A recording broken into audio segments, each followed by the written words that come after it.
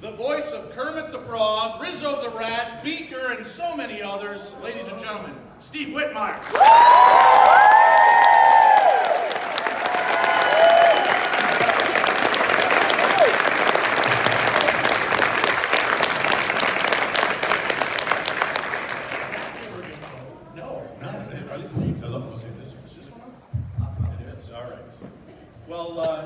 Getting a chance to do this, I tell you, the Muppets have had such a huge influence on people around the world from every aspect. And getting a chance to step into that void after the loss of Jim Henson. Yes. Can you walk us through, I mean, how daunting a task is that to be the next voice, to follow a legend? It was pretty scary, as you might imagine. I knew Jim very well. We worked together for about 12 years prior to this deal. He hired me to work with the Muppets when I was 18. So he was really a teacher to me, as he was to many people, not just me. But I came in at a great time when there was tons of Muppet work. Gave me the opportunity to really learn. When I showed up, I think I probably thought, I've been doing Muppets as a kid, and I thought I kind of knew what I was doing. And it turned out I had a lot to learn, as you might imagine. Jim was an incredible teacher, an incredible collaborator, and a great friend, So to have just lost him, as a surprise, we didn't know Jim was going to pass away. It was a sudden thing. It was an infection that he got. And then be asked to take over not just a Muppet character, but this character that was so identified with him. When people, it got to the point where all the people who worked with Muppets, you knew that if you were a Muppet, Jim Henson was the Frog. So that was scary, and yet I knew I needed to do it. And as it turned out, evidently, although he and I never spoke about it, he had mentioned the idea of me possibly doing Kermit at that point. Not in his death, but because he was selling his company to the Walt Disney Company, and which didn't happen when he died. But I think he thought he was going to be too busy to continue to be Kermit. And Jim wasn't one to hang on to things. He was happy to let Kermit pass on and kind of this little thing, and I think that's what was going to happen, perhaps. But in any event, because he had mentioned that to some of his closest people, they asked me to do that. And the daunting part was trying to make sure, my voice was never exactly Jim's voice.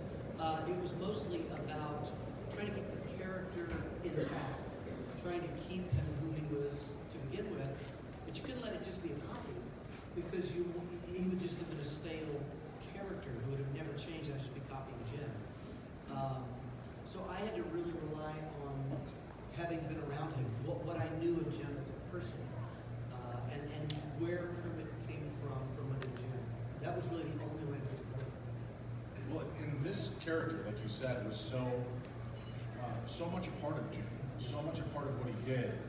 I remember my dad waking me up one night, and he goes, "Come here, I want you to watch this." And I said, "What?" And he turns on the TV, and Kermit the Frog's hosting The Tonight Show. And I was wondering what surreal world my dad and I are sitting up at 10:30 at night watching, "Me, how's everybody doing?" And blah, blah, and behind Johnny Carson's desk. And you're like, what is happening in this world? And then I love Muppet stuff, so I've watched every video I could melt into. And it's funny when Jim is sitting there and he's got Kermit in his lap and he's talking, and I wonder how this happened for you as well, how people will talk but their eyes go to Kermit and they forget Jim is sitting right there. And then you see them get like, Arsenio Hall was like, can't stop looking at Kermit. Right? Is it weird when you're doing these interviews and you've got Kermit and you realize suddenly you're really not there? It's an extension of something else.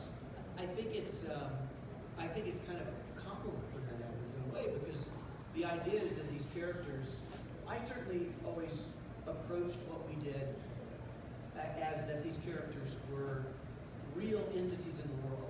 They were just like any of us. They weren't puppets and they weren't me, but Kermit was Kermit. And I think was the best approach. And that's because they not only lived in their on-screen world, but we had them live in the real human world. So to me, it wasn't enough for them to just be us. They needed an off-screen persona as well. I thought that was important. And for that reason, and I didn't appear that often with Kermit. Once in a while I would do something like this and we would have Kermit. But it really was as though another person joined the stage. You know, it wasn't like it was me doing the puppet. And when the attention went to Kermit, it was kind of gratifying to know that people were joining in, suspending that disbelief, and joining in on the fun. And I always kind of felt that all of the characters that we did were kind of a collaboration between us and the audience. You know, if people like you didn't believe that, you didn't want to believe that they were alive, or at least pretend they were alive, then it would never work. You know. How often did you have to bandy between one or two, or maybe even three characters all at the same time with voices? We never did that. We never did that. You know, the person who did that was amazing. Did anybody remember Sherry Lewis? She was remarkable, and I got to meet her when she was doing her show that she did for a little while there. And because she was a ventriloquist, even though on that show she was usually doing the character, she would sit behind the puppet wall. She would do both puppets at the same time, talking to each other. I could never have done that. We didn't work that way. But she always did two characters at once. It's just the way her brain divided. You know, we always concentrated on one character at a time. You know, there are those massive puppet scenes you might see where occasionally in the background we might have two puppets in. But whenever the characters had real dialogue, we would do whichever of our characters had the most lines, and then someone else would puppet you the other character who would dub the voice later. I remember, I can't remember which one of the museums I was at. It might have been the television museum in Illinois. They had a deal set up with the Muppets, but they showed how the Muppeteers, is that the right term? Muppeteers? That's good. There are many terms. When Someone Marcus, wouldn't repeat it.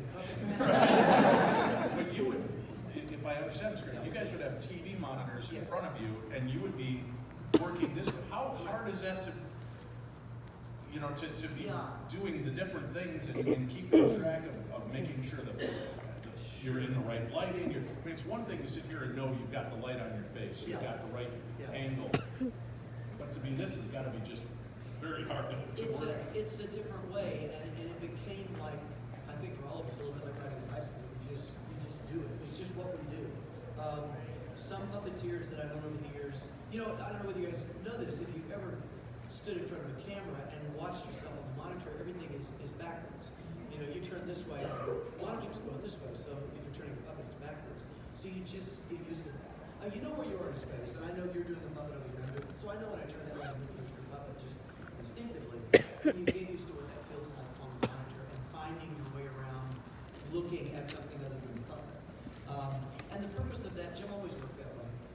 And a lot of that was about seeing what the audience was going to see in the final product. So we basically were our own audience while we were working.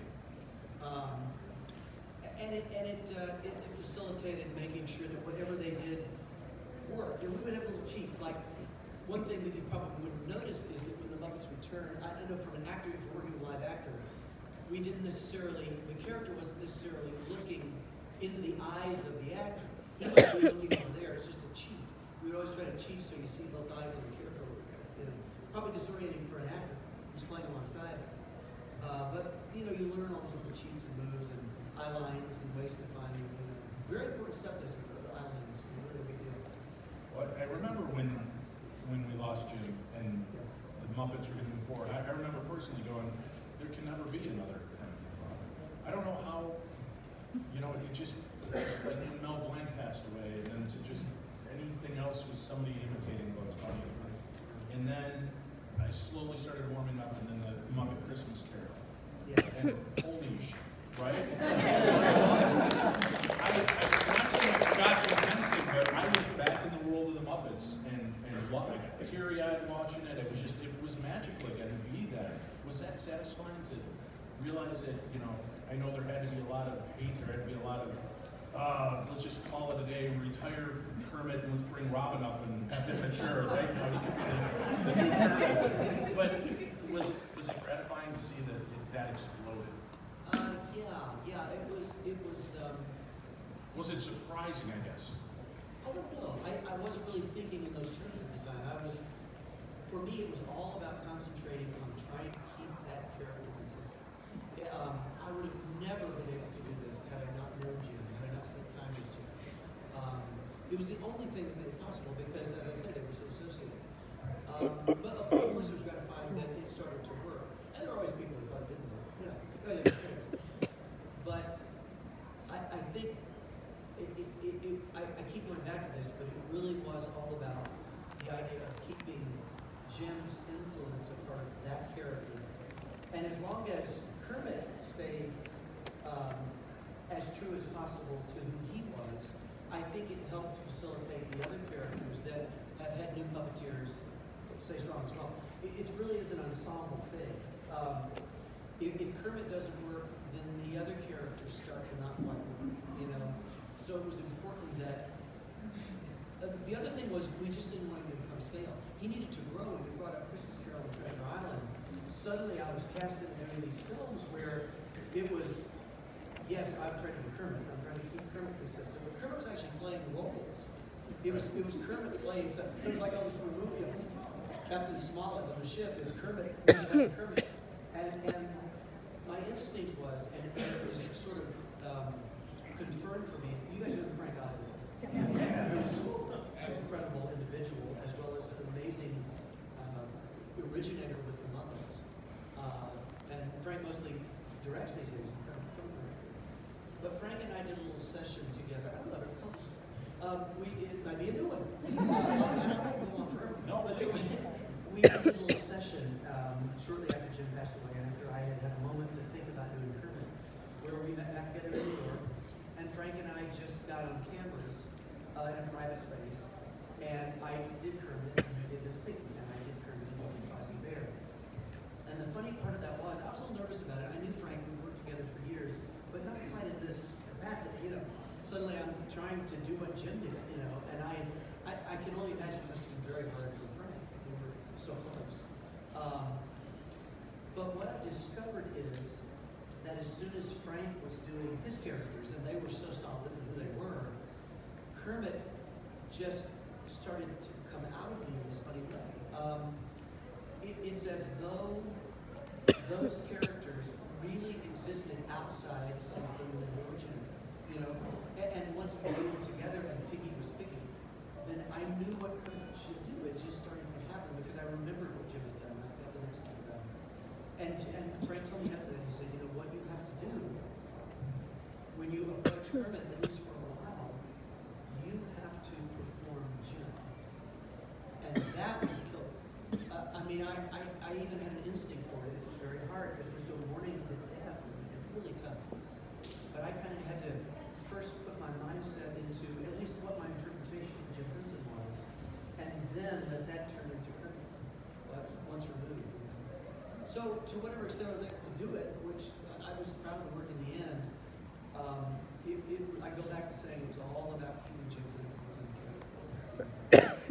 With that, were there times in the new iterations, the new stories, that you felt you had to stand up for Kermit, stand up for the characters so that they remained true to what they were, and did they ever look at you like, you know, this is a puppet, right? Well, they looked at me in many ways for many reasons. Just between me and 100,000 people, it's why I'm not with the Muppets anymore. But you guys know I'm not with the characters anymore. And a lot of that is I felt we had started part ways with who they were. I always tried to do that diplomatically. But what happened was we ended up with the Walt Disney Company. They are enormously talented people who really loved the Muppets, and yet they didn't really know, many of the executives didn't know from the inside. And I could guide that along with the other guys who were around Jim to a certain degree, but it just started getting further and further away from me. So, you know, at the end of the day, it wasn't going to get back, you know, as far as I was concerned. So I thought, well, if I'm ever going to do anything else in my life that I might want to do, maybe it's time for me to do some other things. And I've started doing a few new characters based on that. But yeah, I did try to stand up for it, but I tried to do it in a way that was not confrontational. I really tried to say, you know, it's a corporation, so you're sitting at a boardroom table, and you can say, well, we all, you know, had this wonderful time. Everybody felt great when we were for Jim. That's not exactly what they want to hear at a boardroom table. So I tried to translate that into how the Muppets are going to be successful because this is what we need to do. Sometimes it worked and sometimes it didn't, you know. tough thing. It's a tough thing to take what was kind of a mom and pop company and install it in a very large company and keep it faithful to what it was, you know. How hard a job is that to walk away from, especially knowing keys, keys to the car were basically handed you by dad, and then have to walk away from that car at some point? Yeah. Well, it's not easy.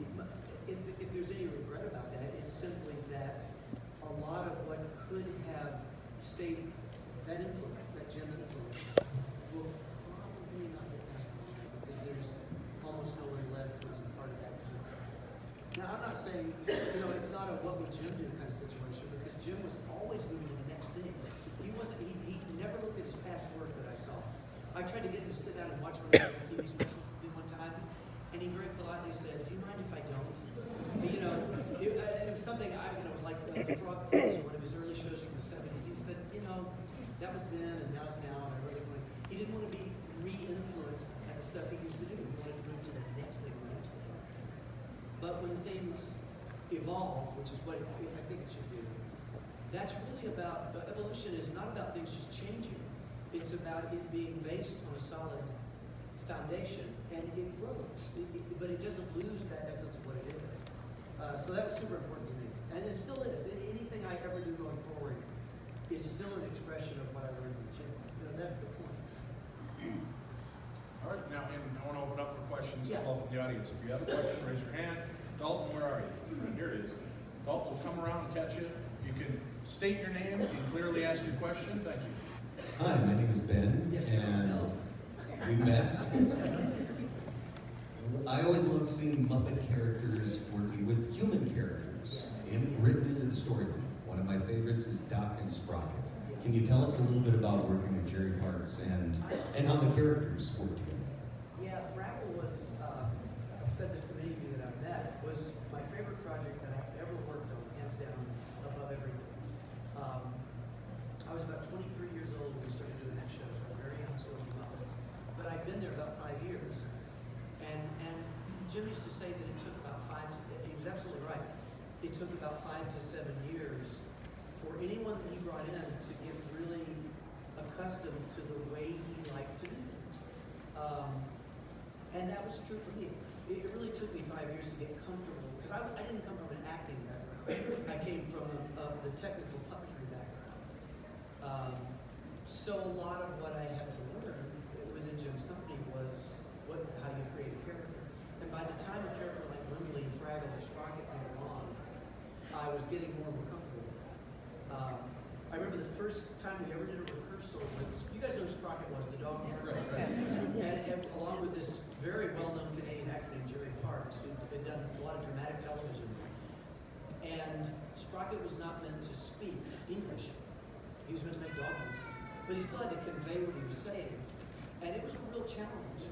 And at the end of the day, I remember I always felt a little bit sorry for Jerry Parks because it turned out to be his job. He had to not only learn his lines, he had to learn everything that Sprocket was trying to convey because he's the one who had to actually convey it. I mean, I was doing it, but in case you didn't understand what Sprocket just did, Jerry had to repeat it. So it was a grand time, and Jerry was a terrific person, and I loved every minute of it. I mean, it was great. It was a terrific partnership. And I should also mention with Sprocket, I worked with a puppeteer named Karen Krell, who some of you may know, who's also Red Fraggle and many other projects. And Karen was the other half of Sprocket.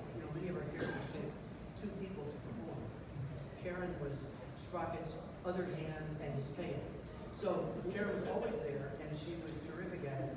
Whenever I worked with assistant puppeteers, I always loved if I didn't have to tell them everything to do, because I'm trying to concentrate on my part. And Karen was terrific at following my lead, and it was a great time. Yeah. It's funny that you say that, you weren't used to acting, you were just a technical puppet. Yeah.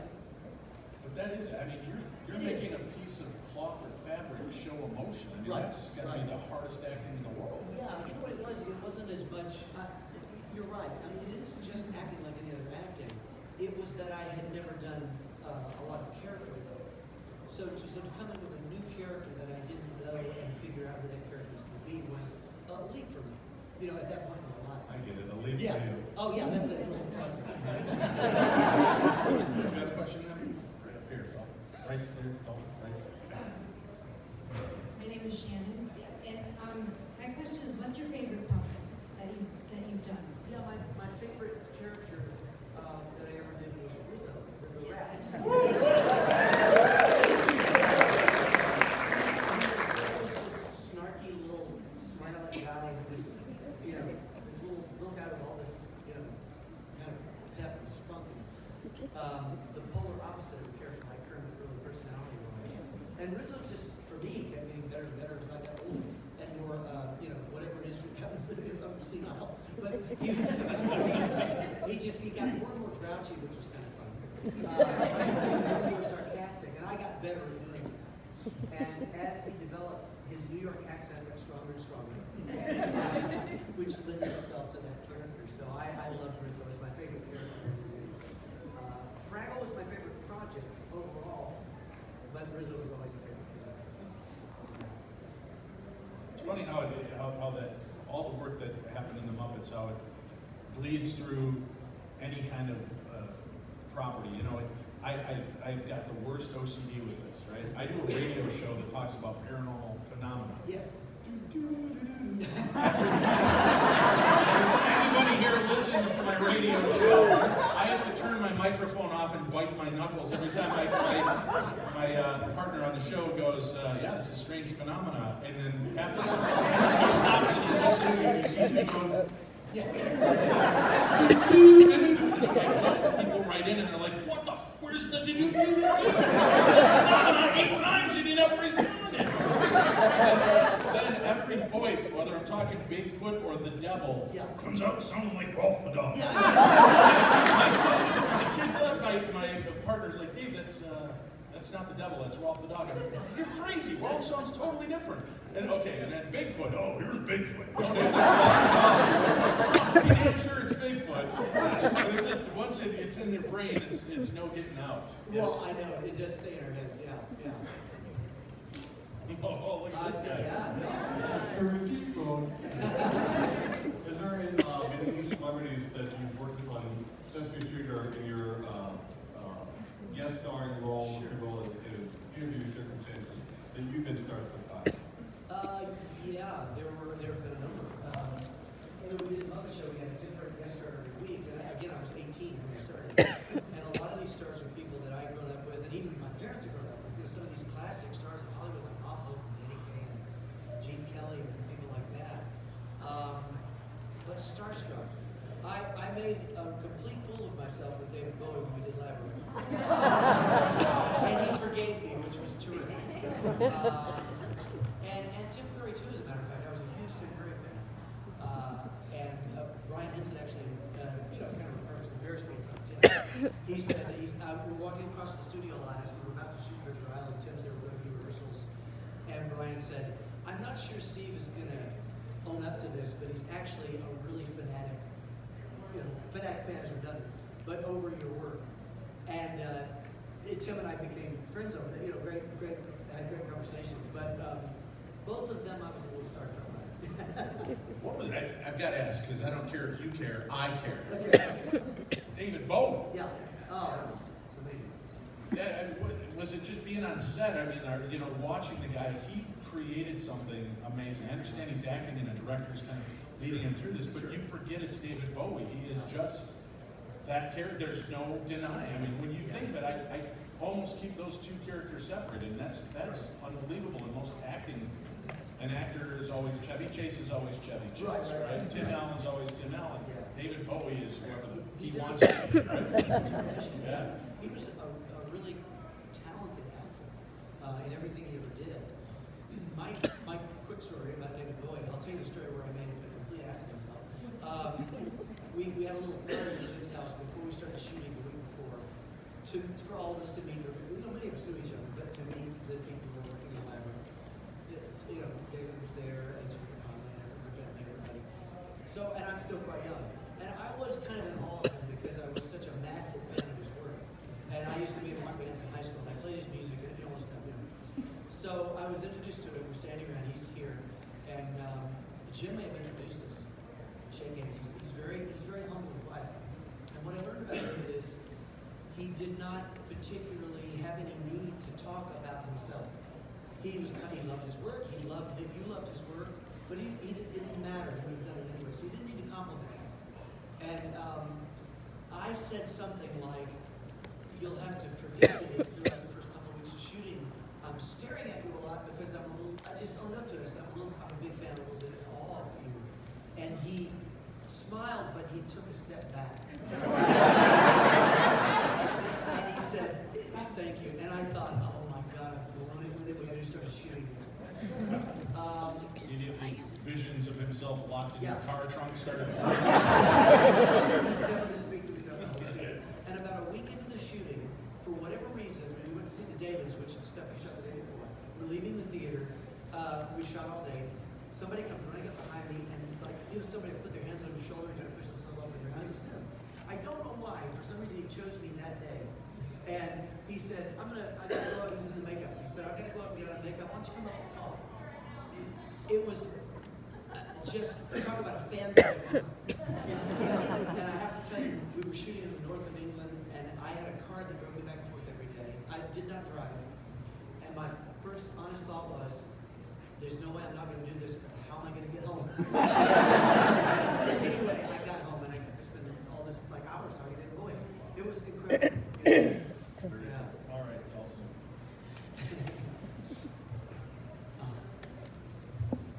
Thanks. My name is Tom.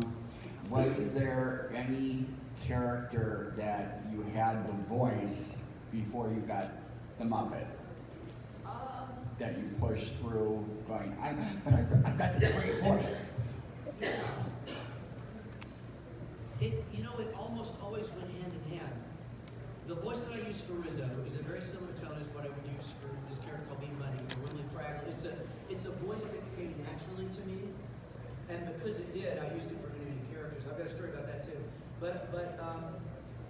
So in a way, that voice came prior to those characters. But again, because my approach to this was about the puppetry, I wasn't saying, I've got this great voice that would be great for a rat. It was just anybody can do a couple of voices. Some of us have many. I don't have that many, frankly. I have 2 variations on voices.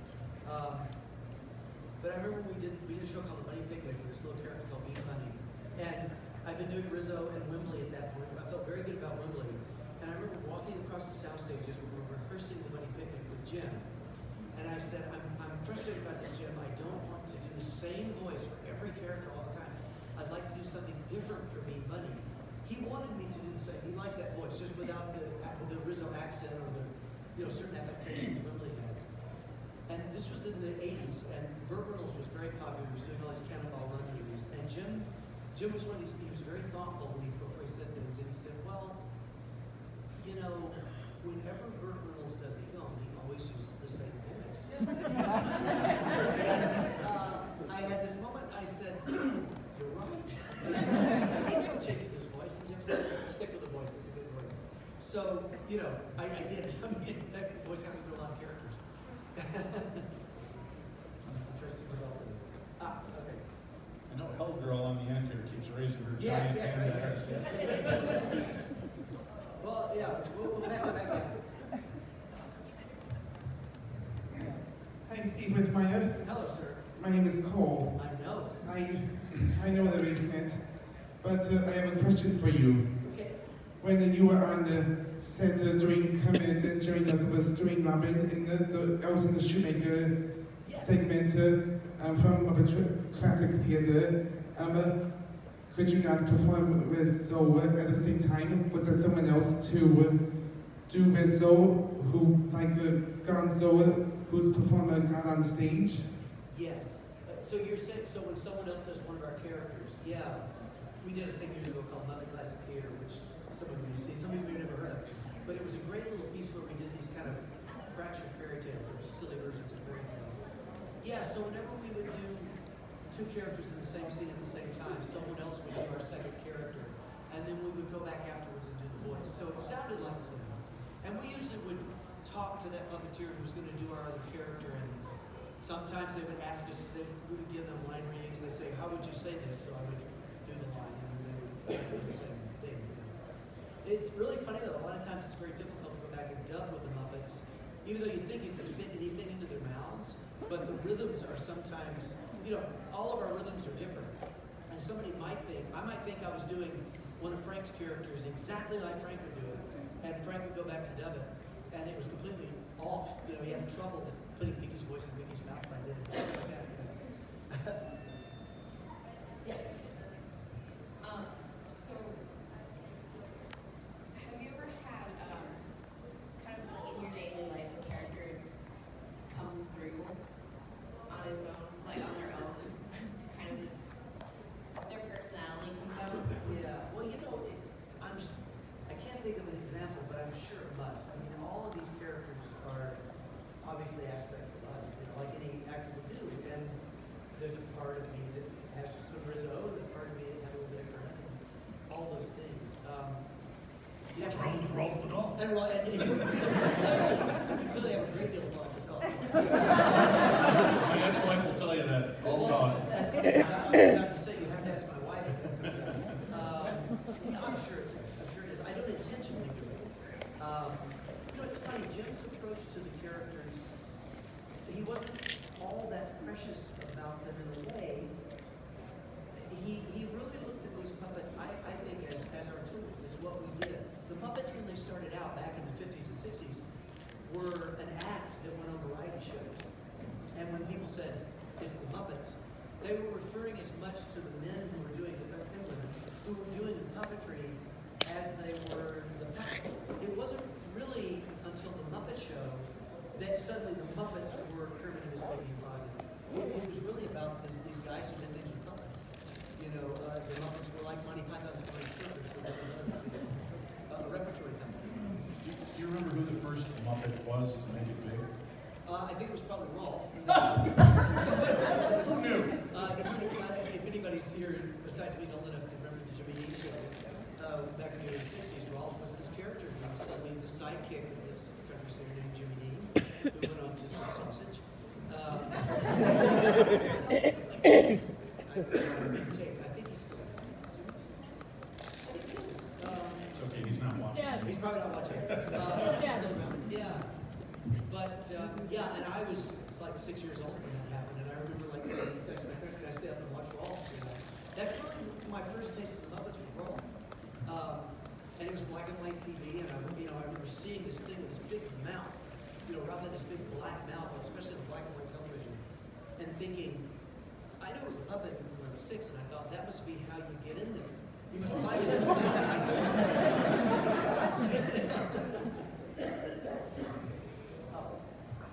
Hi, Joe, local.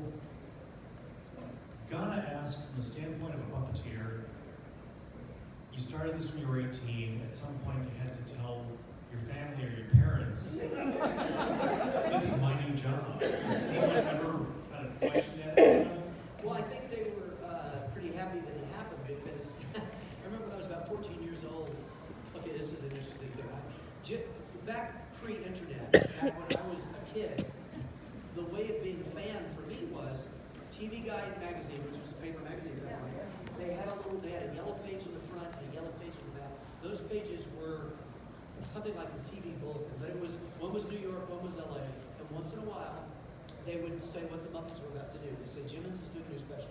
That was all I had to go on, and I'd carry that around with me for months. Oh, this special's going to be. And I remember there was an article about Jim in one of those magazines, like TV Guide, and it said, I don't know if this is even accurate, but they said, last year, Jim Henson had a great success. His company made $200,000, which at that point was a lot of money. And I remember showing it to my dad and saying, look, like saying you can make a living at this, And I remember my poor dad, very traditional, wonderful father, but saying, you might want to have a backup. What if this puppet thing doesn't work out? Oh, but it will. I wasn't even looking for a job with Muppets. I just thought it was going to work. But I think they were pretty happy when it actually turned into something I did for all these years. Both my parents are gone now, but for years, my dad just come and say, what if I had not let you do that?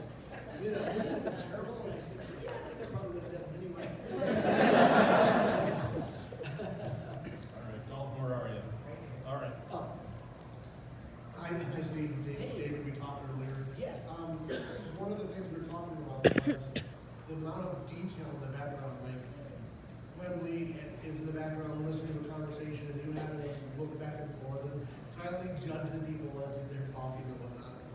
But for me, the detail I'm wondering about is the dozers. Doozers. Close enough. Yeah. I think it was bulldozer, whatever. Yeah. When they were in the background, they were very, very small, but there would be scenes where you would zoom in. Yeah. And did you have to use different puppets at that time to get more articulation? Because they look very sticky when they're small, when they're big, they had all this great articulation. Yeah, they were. All the versions of them were small. The Doozers were amazing little puppets. They were like the Pillsbury Doughboy. They were these little. They were only about 6 or 8 inches tall, and there's a whole team of people who did nothing but build Doozers. We had some that were on these little sticks that we could run them out from down below, so their little mouths worked and we could do the talking. We had some that were radio controlled that would control from men that ran their mouths. When we did that, we would sit at a table like this doing this all day, and there would be another puppeteer who would hold them and move them around, which was really hard to coordinate, very hard to do. They were fun. Anytime we did characters on Fraggle, we all loved our main characters that we were doing, but then we would get to do these auxiliary characters, like the Doozers, or I had this really warped one called Marlon Fraggle, who I don't know if everyone remembers this. He had like one eye bigger than the other, so he sounded like Peter Lorre when he talked. He sounded like a Texas scientist. But we get to have these little breaks and do other characters, which are always fun. The Doozers were part of that. And there was a lot of detail. There were whole scenes planned around what they were going to do in the background of the shot while we were doing foreground stuff, Jim was all about upstaging. From my earliest days, he was all about us, the newer puppeteers, grabbing a character, getting in the background of the shot, and doing whatever we wanted to do to draw the attention away from him. He was fine with that. And it's how we learned. It was his way of letting us just learn how to do puppet things, It just struck me as you're talking about this, how important the Muppets are and the work that Henson and his company created. And if you don't believe that, I'll bring this to your attention. How many people here grew up on the original Star Wars trilogy? Right? When they replaced Yoda with CGI Yoda, how many of you went, he doesn't even look real. You're like, he didn't look real. He's a puppet, Dave. No, he doesn't look real. This is Yoda. This is cartoon Yoda. And you forget. It's so weird how you just accept, even though it's something surreal. Yes. And out of it, it's much more acceptable than the realism that they've created with CGI. Yeah. I was worried that they were going to start going that way with digital puppets. Yeah. Kind of like the Lord of the Rings and Planet of the Apes. That's amazing, but I was worried that they'd just be filming your face doing Kermit the Frog and then just morphing it into a cartoony puppet. Well, yeah, it could have happened, I don't know. These days it might even be a less expensive way of doing the characters. And frankly, I think Jim would have embraced that kind of technology, but I don't think he would have replaced the puppets with it. I think he would have used it to enhance the puppets. There are things that, as much as I love traditional puppetry, that would be easier to do. Like, you see a puppet figure walking? Well, do the top half of the puppet like this, and the bottom of the legs could be CG. I think that's acceptable. But to completely replace it, I think there's plenty of room for growth, and you can do such amazing things with CGI. But I agree with you on Yoda. What struck me the most is when Yoda did that sort of parkour scene where he's bouncing off the walls. Every time I saw that in the theater, people laughed at it. And I thought, I don't think it was meant to be comic. It was supposed to be, this is tough little Yoda, and he looks like a cartoon character, so I felt the same way. It's weird to say, Yeah. but the CGI lost the humanity of the puppet. Yeah. Does that sound weird? Yeah. Does anybody know what I'm talking about? Well, and Frank did such an amazing job with that character, and it set the stage for things like the Dark Crystal. And as soon as Frank did a character like Yoda, we started. There was a kind of a trend during those days that we started toning down our manipulation. You remember the Muppets on Sesame Street back in the early days? It was just all this craziness. They were wiggling around and moving and jumping up and down. When we did something like the Dark Crystal, we would all sit at these sidewalk cafes in London, and we would do this, and we would watch people walk by from the waist up. And we really started analyzing. I love this part of the work. What do people really look like when they walk? They don't look like this, which is the Muppet walk. It's a little bit more like this. It's this very subtle little thing. A little bit of shoulder movement. It's almost no movement at all.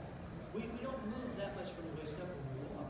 And so all all of that even transferred back to Kermit for me, and for the more abstract puppets. You know, they became more organic in many, many ways. You know. I don't know, you and I watch different people, because watching these goofballs at the con walk down the halls, it looks like giant Muppets moving around down the hall. I'm like, what is going on? This may be an exception. Excellent. All right, where are we at, Paul?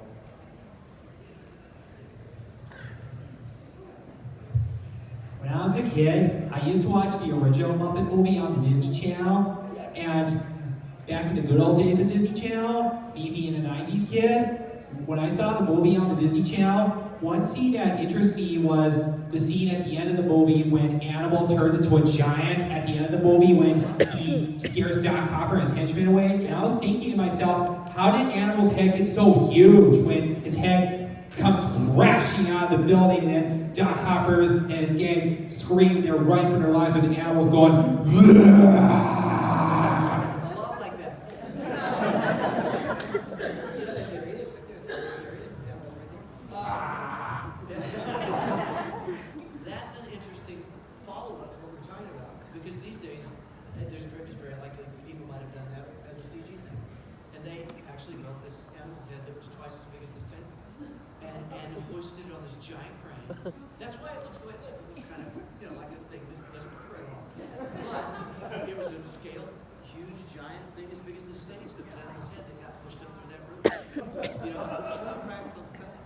I was going to make a rock and roll drummer joke that they all have big heads, but I guess I just did. But no, it was real. It was a real big giant thing. I have some pictures of it. It's incredible. Yeah. Yeah. Yes. Yes. Right. There's some poor guy under there pulling these giant levers to make that head turn. Yeah, it's like it's huge thing the size of a car. Wait, but they didn't just enlarge the actor plane? Exactly. Well, you see, but that's these days you might actually use the puppet. You might slow it down to make it look big. But Jimmy built a giant animal. You know, that's the way we did it. You know. Yeah. Oh, you got it. I'm sorry. Oh, good. I'm sorry. Hello, you. Yes, of course. Yes, I am here. Hi. You've mentioned the Dark Crystal a couple times, and I was just wondering what your favorite part of puppeteering that On Dark was, Crystal? like just your entire favorite part of that movie. There were a lot of things about that film that were fun, and some of them were incredibly not fun because it was painful. Inside of those Skeksis was really uncomfortable. I remember saying that my wife also worked on the film. She was Kira's right hand for the film, so she had a puppeteer role in that. And I remember saying to her, "Remind me how painful this is in the years to come, because I'm going to forget." It's like I've talked to a lot of women who've done natural childbirth, and they say that you kind of forget the pain. I think the Skeksis were a little like that. It was incredibly uncomfortable. And you were dragging all these people around behind you because all the movement was done by these little cables, like the giant animal. So we had 8 people underneath us, and we're trying to walk, and all these people were running on their knees. And, you know, we had some little people who were running cables. But some of the most fun on that were the pot village, the instruments where they're playing the instruments. We charted that music, like Dave Goelz and I charted that music and made little. Neither one of us read music, but we'd have been better off if we did. We basically did the equivalent of inventing our own music notation, so that we knew every single drum beat and every single playing note of everything, and tried to do that absolutely. We always do that with puppets. Try to do accurate, miming of playing instruments and stuff. Yeah, I love that I was able to be a part of that film. It was such a massive undertaking to do that thing. All puppets, state of the art when it was done. Hi, Steve. Thank you so much for being here. I'm a huge Muppet fan. I see you have a very old Kermit. That's my mother-in-law gave this to me, and I have to tote it around now. Yeah, I hear you. So I was really excited when I heard the Muppet Show was coming back on ABC a while back, because I loved the original format, seeing all of the antics that the Muppets interact with each other. Yeah. And when I started watching the Muppet Show, the reboot, it was a completely different format, which I can kind of understand why. But I feel like it lost a little of that interaction. I was wondering like what your thoughts on it were. Well, I thought so too in the end. It always sounded like a fun idea. But I think it got too serious. I think the characters got just too serious. I never was crazy about the idea of marketing that show as, well, this is the real life of the Muppets. Because I think the fans feel like everything we ever did was the real life of the Muppets. And I was always really conscious of that because, again, I felt like Kermit was our guy who was in the real world. If I'm going to go on the Tonight Show and talk about Kermit, I want the things that he's done to all add up. It's like the way we all live our lives. It's actually part of his history. And if we're now saying, well, none of that was real, this is who they really are, it was hard. I think we did some really good puppeteering work on that. Puppetry, we did some very complicated, interesting things. And it was a challenge to do that show because the characters were kind of like playing almost, Kermit particularly was almost like dramatic. But I think he got toned down way too much. And it was what it was written out to do. But the fans ruled the day, at least the majority of the fans did, because we got canceled pretty quickly. But I must say, even though there were things that were needed adjustment, I do feel that if we had kept going, it would have fallen into a good slot. It took a while for the whole big machine to see what wasn't working, and I think we would have gotten to a good place. But, when you're doing a primetime TV show, you only get so long. And then they say, okay, you're out, Hi, I'm Zoe. Hey, Zoe, yeah. And I wanted to know what Muppet or puppet was like the hardest to control. Yeah. The big ones were always, the bigger puppets are oftentimes hard. I was inside of one of the dinosaurs called Richfield. He was the big mean boss on that show. This huge monster of a thing, built by a guy named Tim Rose, who you might run into at a Comic-Con sometime. He's a great guy.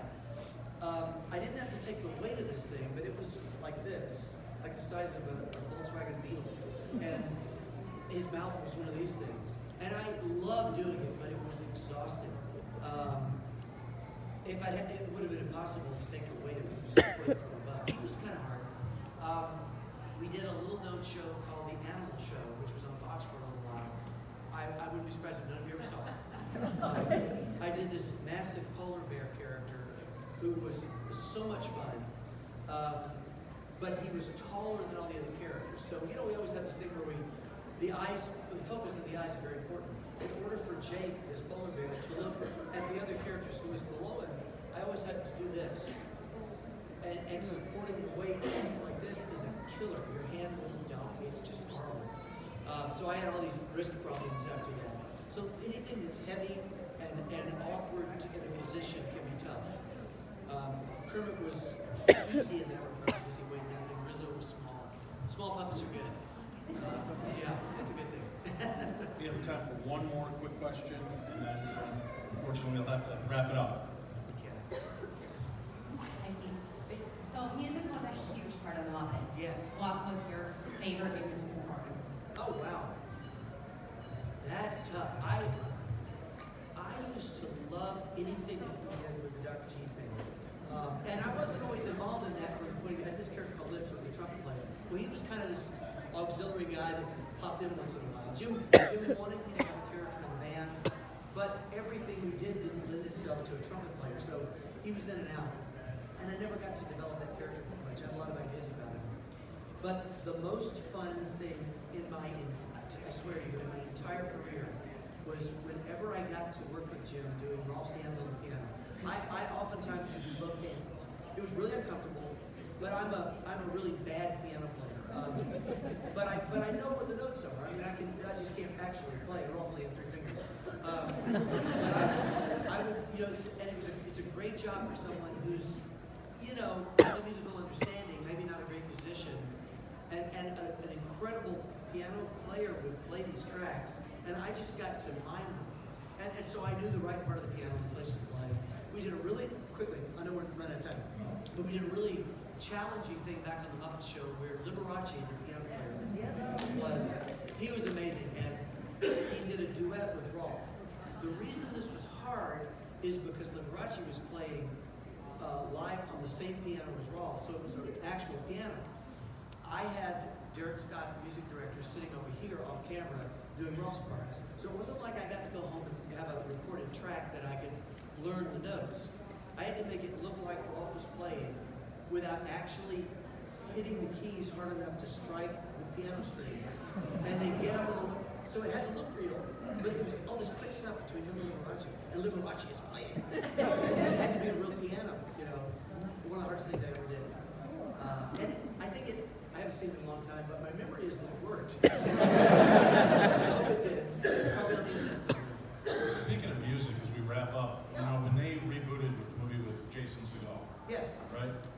I don't know how many people here I'm speaking for, but when they went back into the Rainbow Connection, if you didn't go to the movie theater, I don't know that you're a living human being. Because that was such a beautiful. I remember sitting through that movie through the eyes of a 10-year-old again, watching a Bottle Cap movie, and just being, you know, and I'm 45, 6, 7, 8, 9 years old when it happened. And I realized, oh my God, I'm 10 years old again. And oh, the Rainbow Connection, the music, the power, the acting, everything. So from the bottom of all of our hearts, thank you. Oh, well, thank you.